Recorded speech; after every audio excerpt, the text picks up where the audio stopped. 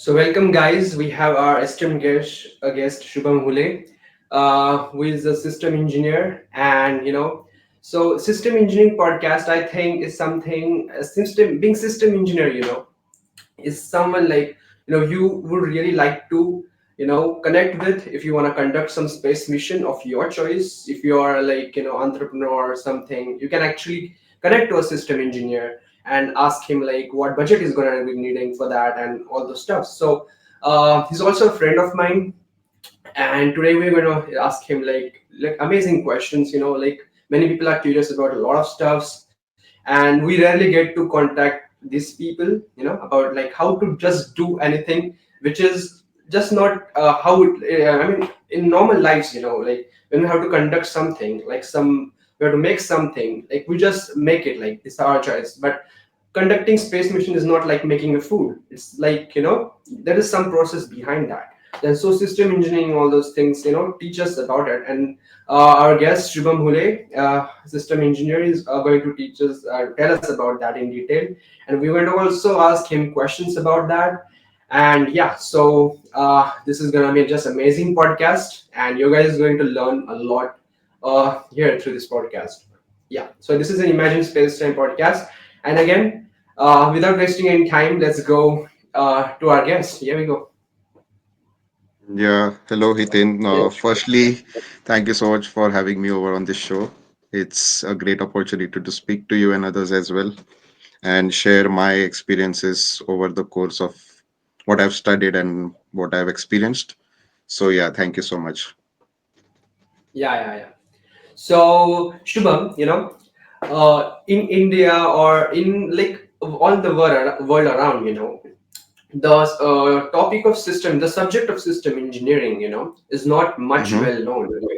So when we talk about space science, people just know like yeah, you just have to build rockets, all the stuff. But there are many fields into this, the space science. It's just not so. System engineering is one of those fields. So I would like really like it like if you explain to for the general audience about what the system engineering is and what role you guys like have in like when you have conduct some space mission.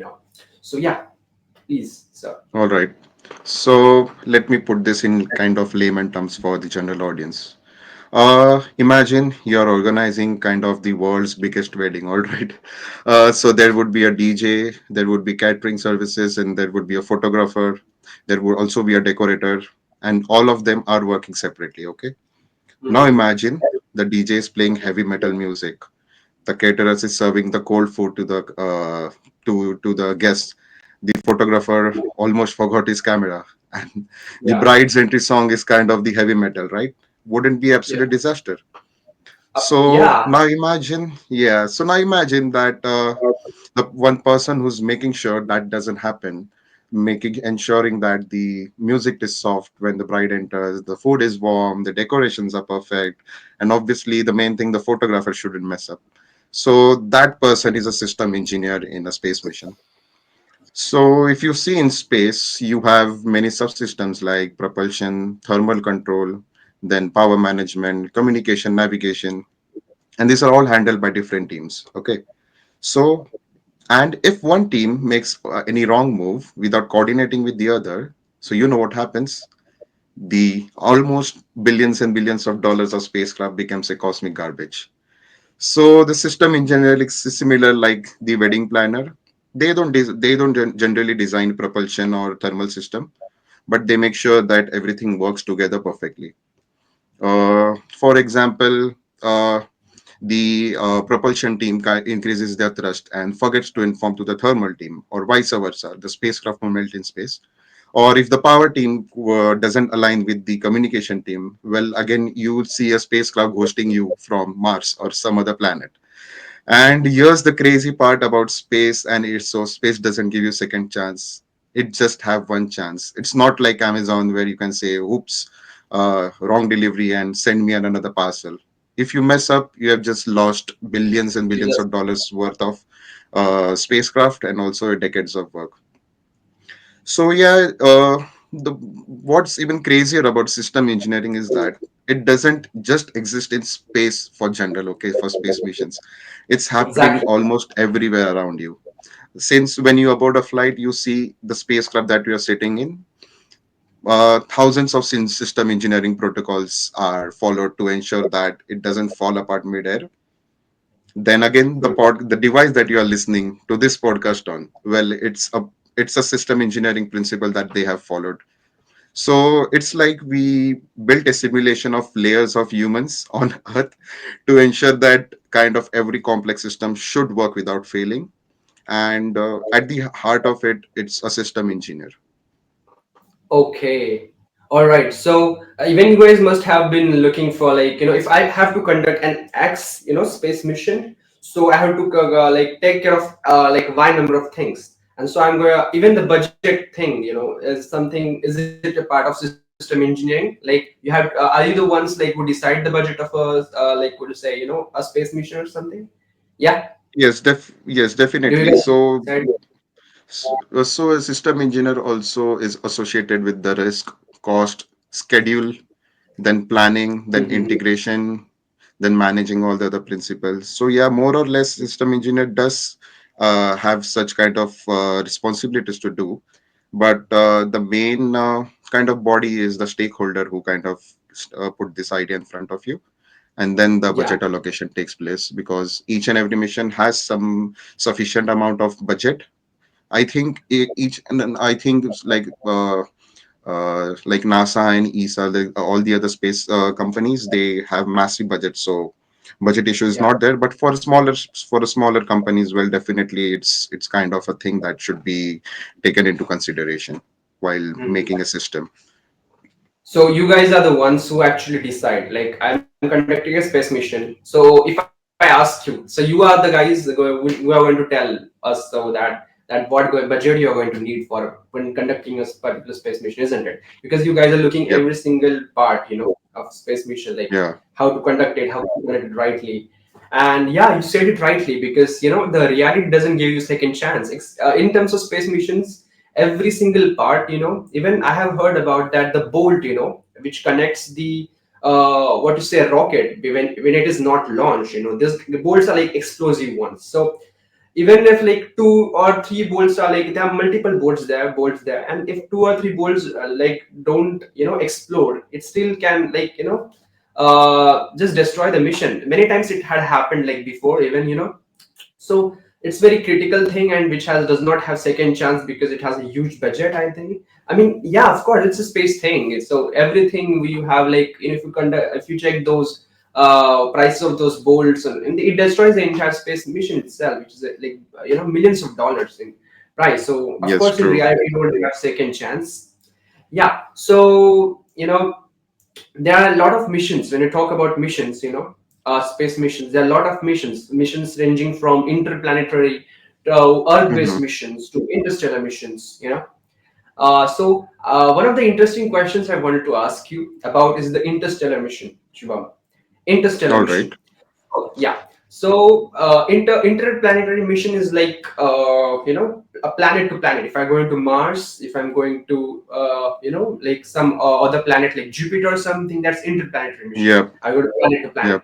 But when it comes to interstellar mission, it comes from star to star, or it comes to galaxy, and yeah. So one of our the our satellites or our probes, it's like Hmm. Voyager 1, Voyager 2, Pioneer 1, Pioneer 2. These are the Yep. spacecrafts we have conducting our space mission, this interstellar missions. They are on the interstellar Hmm. missions.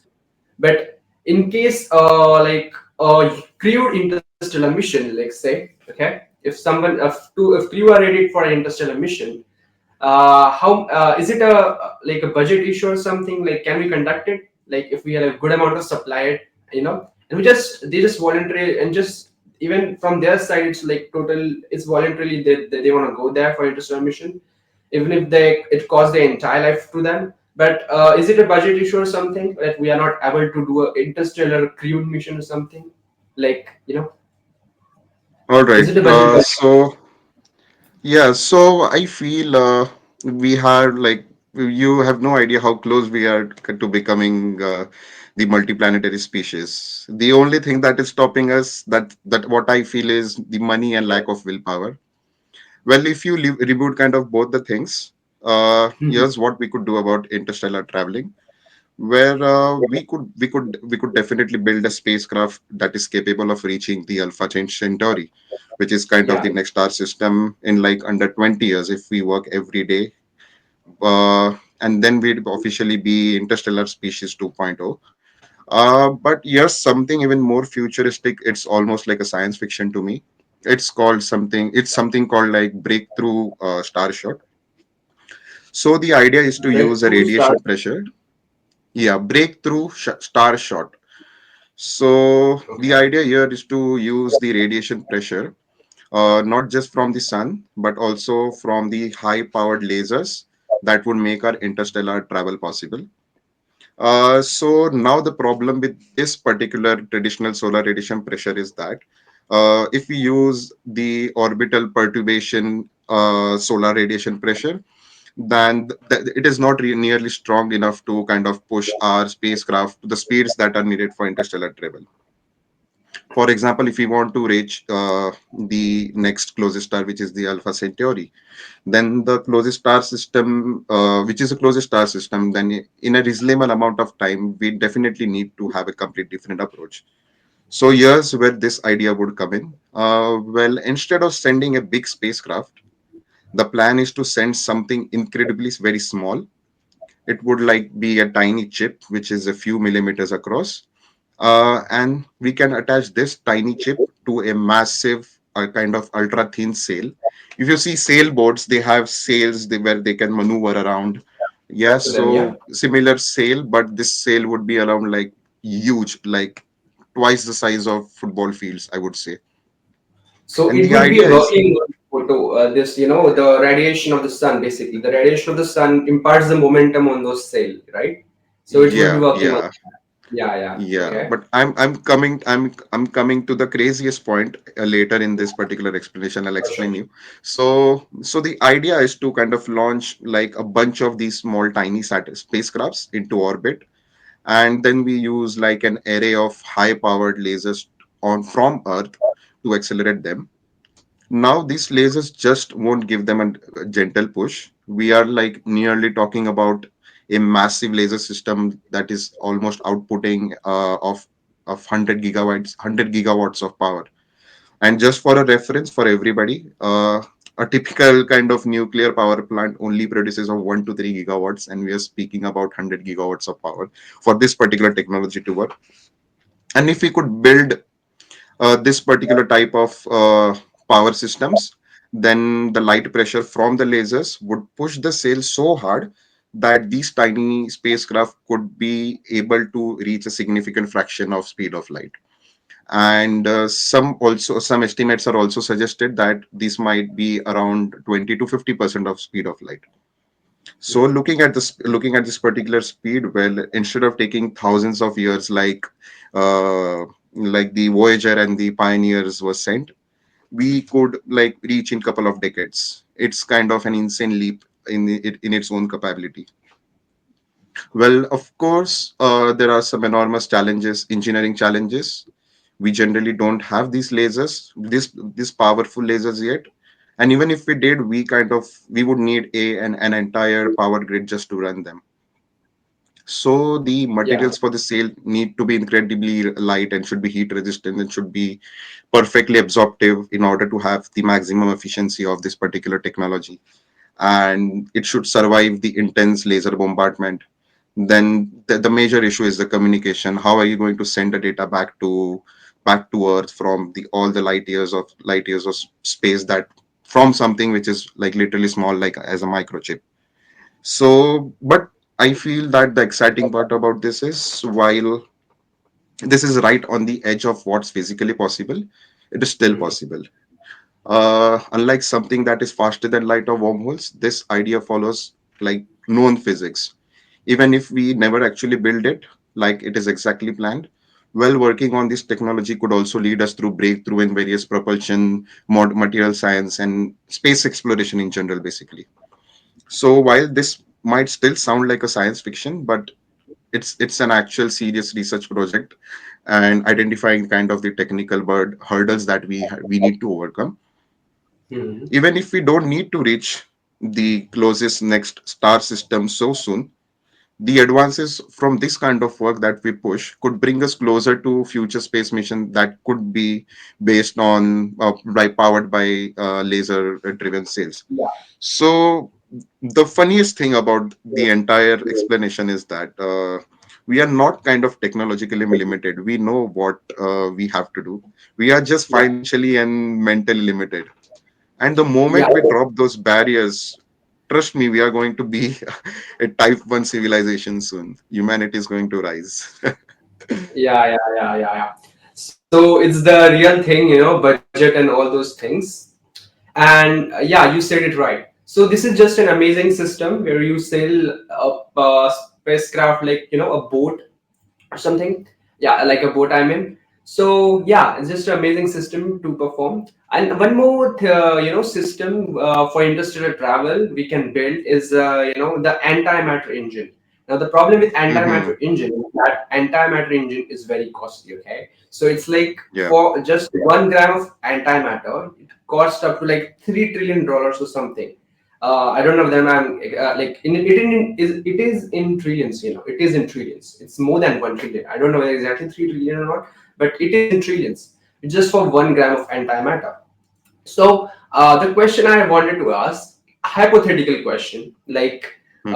if everyone like on Earth dedicate themselves to conduct a space mission. Now Elon Musk is trying its best to, let's say, to go to Yeah. Mars. He's building starships and landing it again down here on Earth, and we are very near to it. Maybe in 4 to 5 years, we don't have it. But let's say if humanity gives its full potential, like every single person, like of 8 billion population, like works on conducting a space mission.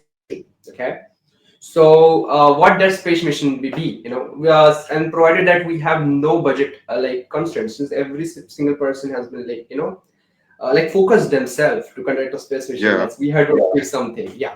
So what that space mission be? What can we achieve hypothetically in this scenario? Can you tell? Yeah. Hypothetically speaking, I think we could do few things like we could build lunar gas stations where we'll build Mhm. kind of a full-fledged fuel station on the moon. And many people would ask, why do we need to do that? Because launching stuff from Earth cost billions, and Billions, yeah. from the moon it would like literally cost almost 10-15x lesser than what we do on Earth because of its low gravity. Yeah, So exactly. interplanetary travel would be kind of a more would become more casual. It's more like flying from New York to London or from Mumbai to Delhi. It would be that casual. Secondly, you spoke about Elon Musk. Then, if you're talking about Elon Musk, we should talk about Mars, definitely. So, we'll be building Mars cities. No joke. If each and every person is indulged into this particular project, well, within 5 years, we'd kind of have a fully functional kind of colonies on Mars where we'll be having solar farms and agriculture, mining, almost everything.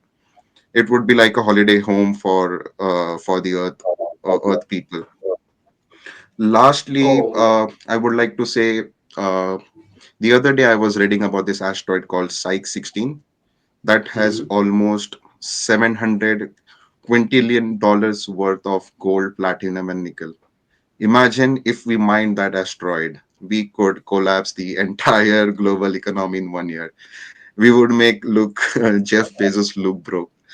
And Yeah. definitely, as I mentioned earlier, we can build some interstellar probes, and definitely that is very possible using if we have no kind of budget limits and if each and every person is dedicated to a particular space mission. So definitely such things are achievable. So the also what I wanted to ask was, if like we have no budget issue and like we everyone are like focusing their manpower, at conducting this mission, can we build an antimatter engine, like within like let's say 10 years or something? We have entire 8 billion Hmm. population, workforce there, Mm-hmm. no budget issue. We already are creating, the antimatter. We just need it in ample quantities. Plus, what we Mm-hmm. need is a budget. Like, we all have budget. Come on, everyone are working for free in hypothetical scenario, right? So can we achieve it like in 10 years? Antimatter engine. What do you think, sir? Talking about antimatter, kind of, if you're using antimatter catalyzed propulsion systems, then it's a science problem, and maybe I feel uh, Einstein would say that theoretical physics is kind of moving fast. So it's just the energy, negative energy density problems we are speaking, then all the matrices problems that we are speaking, and all Mhm. this kind of stuff would be like purely 10 years, would be a sci-fi 10 years ago if we had to speak. So talking about this, I'm not sure if we could build that or not, but we could definitely build kind of a nuclear power interstellar probe with this. Yeah. So yeah, we could do that. So once we have like ample amount of antimatter, this thing, okay. Now the thing comes to the thing that we have like propellants, the propellant. It should, it should like sustain that heat. It should not melt down, because the energy released in antimatter, annihilation is immense. Okay, so we kind of need that material, I think. And so once can achieve, I think, the antimatter, lot of antimatter with no budget issues, if we like have so much purpose, so many people like working on this thing. But I think it's all about the material. I think, as you said, like, why this is it why it's not scientifically possible, you're saying, like, the material thing, Yeah. is it? Okay, I so that's even what. there are science problems as well. I feel like we need to solve many scientific problems, and like people like you should definitely have some kind of push towards this particular technology. You are the one Yeah, who are going to discover. We are the one who is going to make. So definitely we work hand in hand. yeah, yeah, yeah, yeah, yeah, yeah, yeah. So this is one of the question which, it's like personal to you. Okay. So the question Mhm. be like, if you are given a chance to like have an unlimited budget, but you just get 2 years to conduct a Mhm. space mission, what that space mission Mhm. be?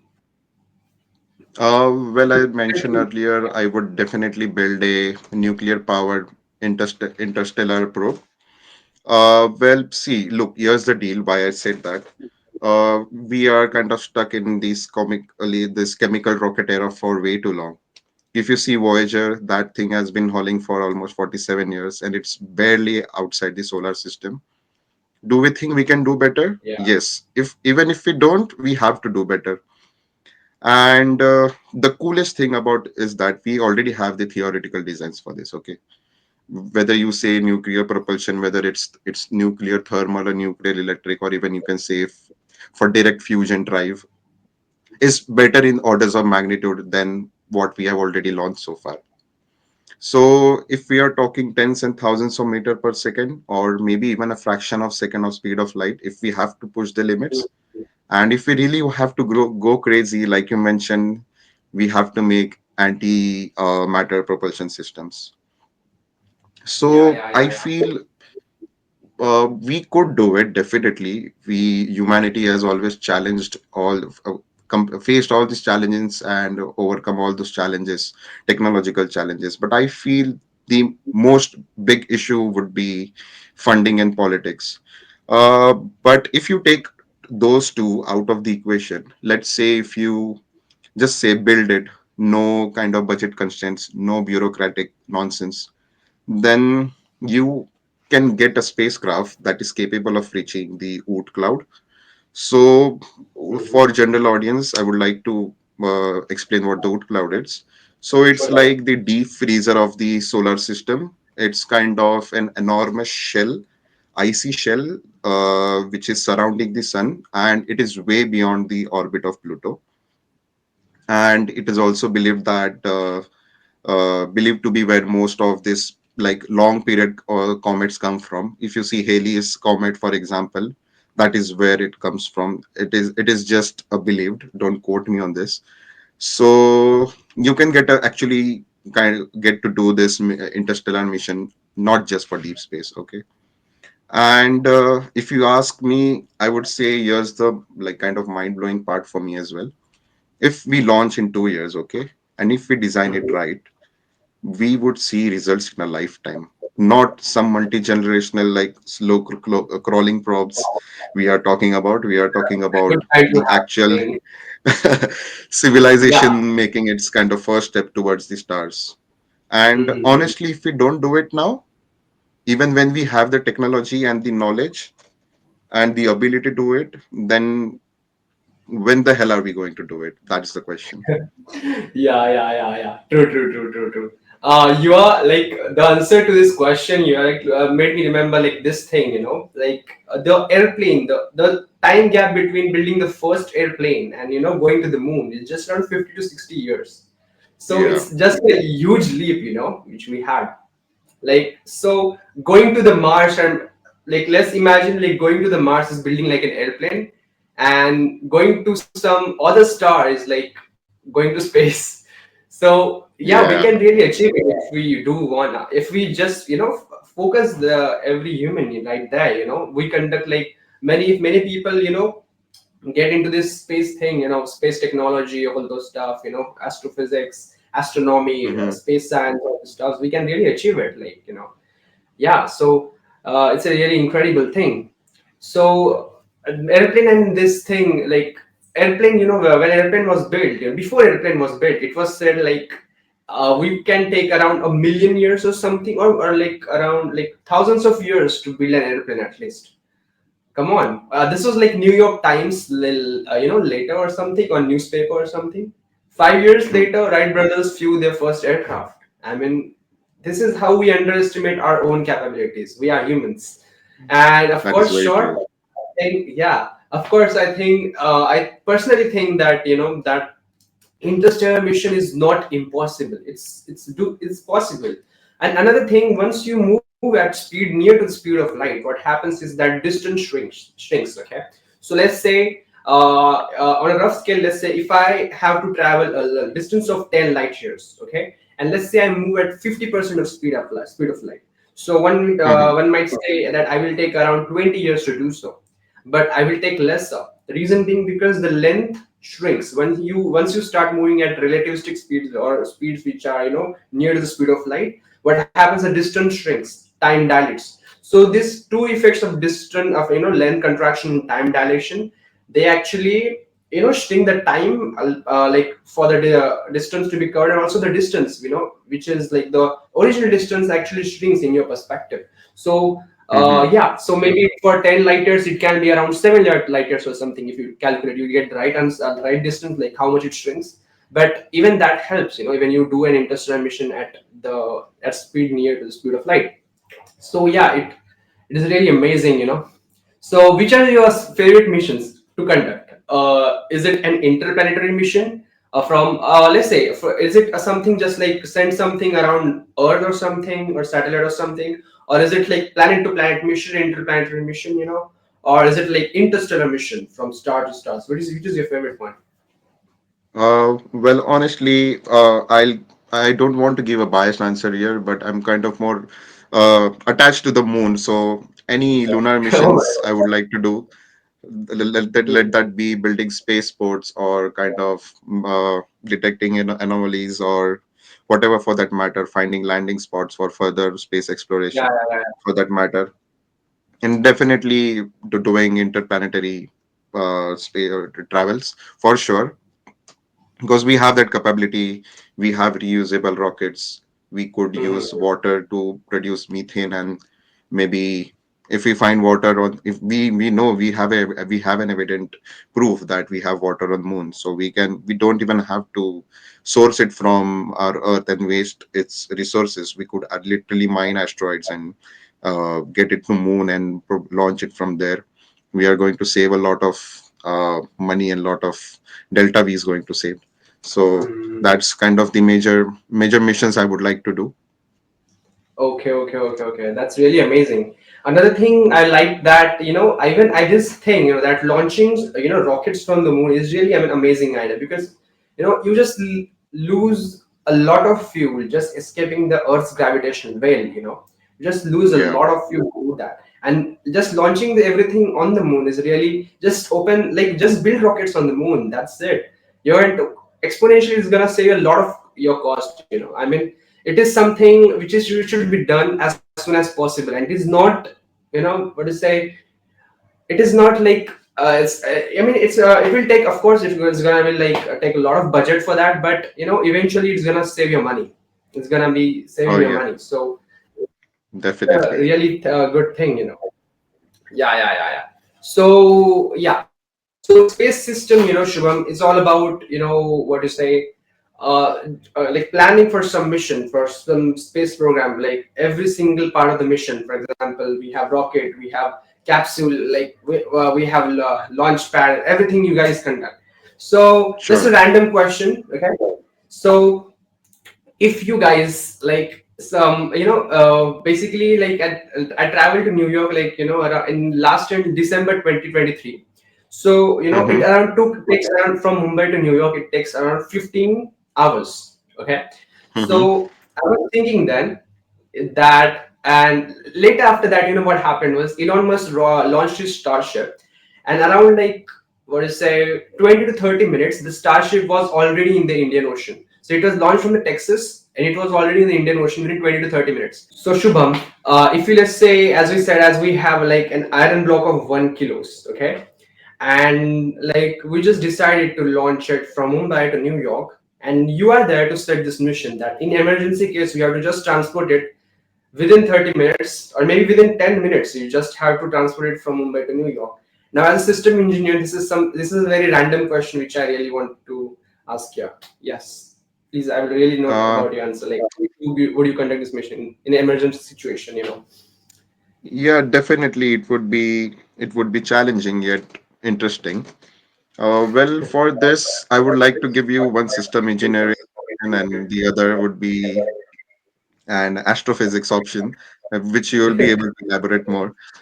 So first option would be you basically you take Starship, you just trap the iron block inside it, launch it on a suborbital trajectory, and you reach New York in 30 minutes. So basically, it's just ballistic point to point travel. There won't be traffic, there won't be any turbulence, and just the straight up rocket powered kind of intercontinental package would be delivered. It's basically Amazon Prime. Well, Oh my definitely, definitely there are some challenges involved in this. It's more like re-entry heating, where New York, if something goes wrong in New York, well, hey, they would just say, but hey, that's just engineering. If we can land Falcon 9 kind of boosters on a moving drone ship, then definitely we can land the iron block at JFK. fair Secondly, point. it would be like, all right, so this just one pure theory that I have read. Okay, But what what if you time will figure be out? like Uh, this thing? What are you doing? Like, I think re-entry roughly takes, I think around 7 to 8 minutes, if I'm not wrong, and to okay, launch it, to, and to launch it to space, maybe it would to reach an altitude of almost, let's say, 100 kilometers. It generally takes 7 to 8 minutes on an okay. average, or maybe more than that. So I would say we are talking here about like less than 30, but not about 30. So this is kind of the engineering thing with what we can do. Okay, Other than okay. that, So, is yeah. this thing, yeah, what the explanation you had before you go further, the iron block, the reason I chose an iron block because we just it's solid and we don't care about, if we don't care about the courier, like it can be at any, it might disintegrate in the atmosphere. The thing is that how much time will it take to just like even get the pieces of those iron blocks, like iron blocks, that iron block be totally destroyed. Okay, no problem, we just have to transport it somehow, even if we don't care it's straight. But can we just boil it down to like 15 minutes? What do you say? Well, we could definitely with the help of the Starship, definitely we could, yes. But I don't Good. quote me on this because well, there are many factors that we need to consider if we have to do such kind of delivery service. So yeah, it's possible, but I can't really mention how long would it take. Okay, okay, okay, That's okay, fair okay. enough. Yeah. Sure, sure, sure. So please continue what you were saying, sir. Yeah. So secondly, it's the astrophysics explanation, and you're more well versed with this particular concept. So it's just one pure theory basically. But if we ever figure out quantum entanglement for like physical matter, then it would be like you just leave it from here and poof, it just appears here in you instantly. So, Yeah, but for now, we can't even like teleport a single photon. So we need to hold our breaths for now. Well, yeah. yes. So it would be a dream scenario, like doing a kind of quantum teleportation. So Yeah. either way, there's one thing for sure. If we kind of tra- are able to master this technology, well, definitely FedEx is going to have a really bad day. Yeah, So yeah, yeah. From Mumbai to New York. yeah, Yeah, definitely. we're just going to launch a suborbital trajectory from Mumbai to New York, and yeah, that's gonna be like incredible thing, you know. Just it's Yeah, the thing that this cities, two cities are like 13,000 kilometers apart, you know, on Earth.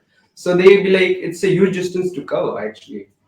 And yeah, and again, you know, one last question for this podcast for would be how the system engineering, learning system engineering changed your life. Because we know that day we were having, you know, a conversation. We had startup, you know, we were working on some startup or something. And that yep, day you were talking about system engineering. So system engineering, I do agree, like it's something which teaches us a lot for building something, and once we learn it we try to apply it for every sector of life. So I want to know about your own personal experience, like what after the life after learning system engineering, how is it like, how you think about yep, it. Yeah. yep. Sure. So, well, definitely, this journey was bit brutal for me, but it Yeah. was absolutely worth it. So Okay. I've studied like different subjects such as spacecraft propulsion for like for that matter, orbital mechanics, spacecraft instrumentation, then the structural analysis, advanced astronautics, and the main subject space system engineering, which my degree is. And it was an amazing journey. I've had nights where I didn't sleep trying to make sense how this orbital mechanics equation would look like. And I've also spent days debugging simulations, only to realize after hours of frustration that the whole problem was just missing a single semicolon. Yes, Oh. at that moment I wanted to throw my laptop. I also had like a moments of existential dread, asking myself why the hell did I choose this path. But here I am, like more passionate than ever. And space, this particular program has rewired my brain, definitely. It's not just building about spacecrafts and stuff. It's changed how I see the universe in general. So whenever I Okay. look at the moon, it's just not a simple rock for me. It's like a future refueling station. Then Yeah. if I see at Mars, it's more like next humanity's home.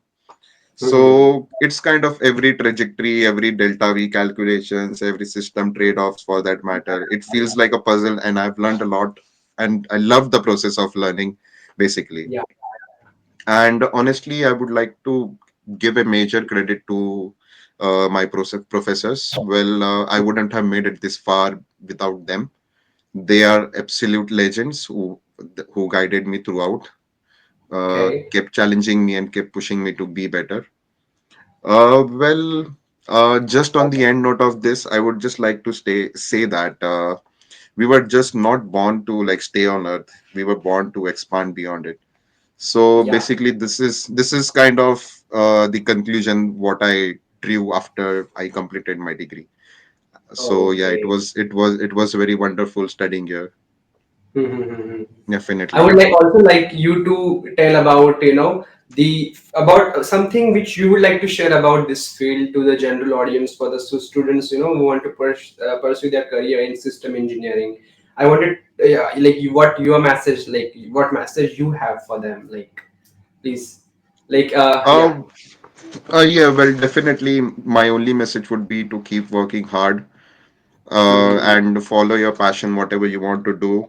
So even if you are a system engineer, you can get into propulsion if you want to build, or if you want to be an a research scientist, or if you want to be astrophysics like Ethan is. He's a wonderful astrophysics. So it's more like what you want to do and what you don't want to do.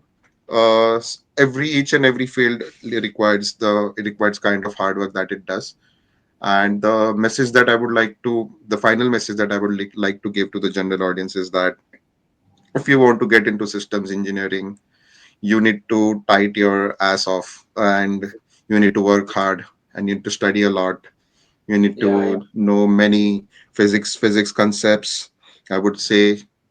So yeah, if you wanna get into this particular field, like be ready to face challenges.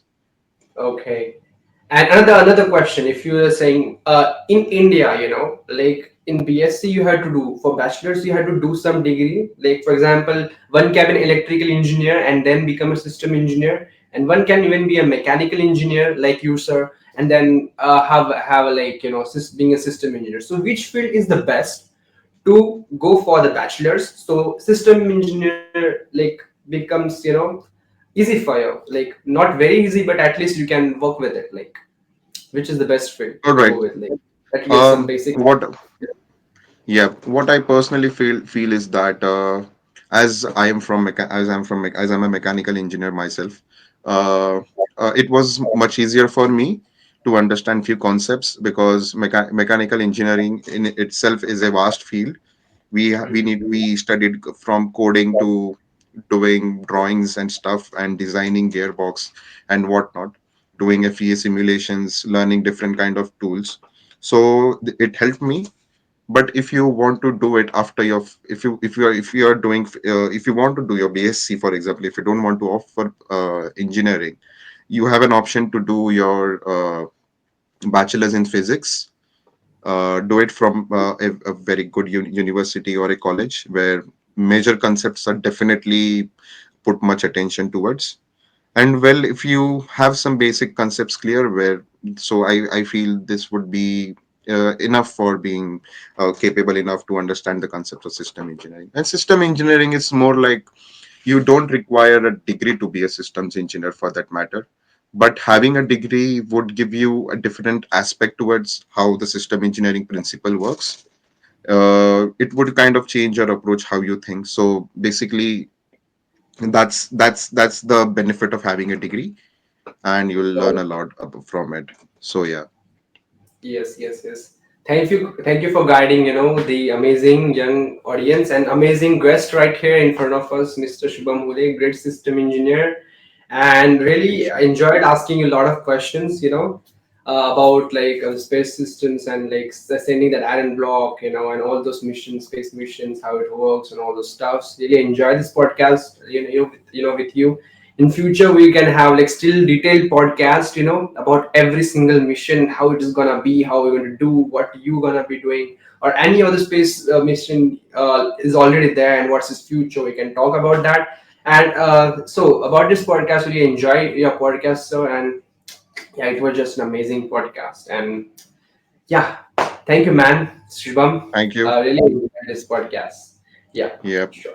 On the end note, I would just like to thank you for having me over again. It's always been a great pleasure talking to you. It's a great It's like, pleasure talking to you. yeah, it's like having Yeah, a great mind around. So it's always same here, fascinating same to have a here. conversation to you. I just always find a reason to talk to you. So this might be also a reason. It wasn't Yeah, meant to be a podcast, yeah. but I just like doing it. So Yeah, yeah, stay connected, and I feel we could do something much better together. in So of definitely course, we should. we're doing a Yeah. lot of things. Like even I'm like an explorer, pioneer. That's what I am. Yeah, of course. In All right. future, we're going to collaborate with something. Of course. All right. Okay.